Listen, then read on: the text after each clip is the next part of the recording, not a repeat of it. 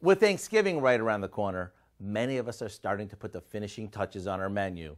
Of course, we know we're going to have the basics, and most likely, Aunt Sarah will bring her almost famous green bean casserole. That leaves one big decision.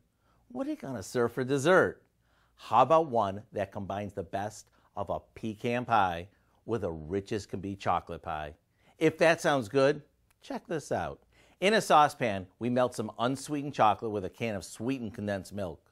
Once that's smooth, we stir in a mixture we made by combining some water with a touch of cornstarch, along with a couple of eggs, butter, and a bit of salt. After this comes together, we stir in lots of pecan halves and pour this into a chocolate graham cracker pie crust. We'll pop this into the oven until the center is set.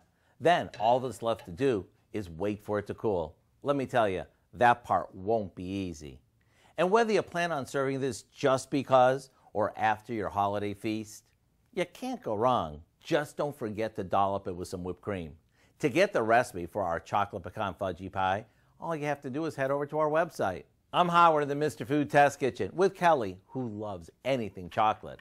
And today we found a doubly good way for you to say, ooh, it's so good. Dig in. Chocolate, pecans,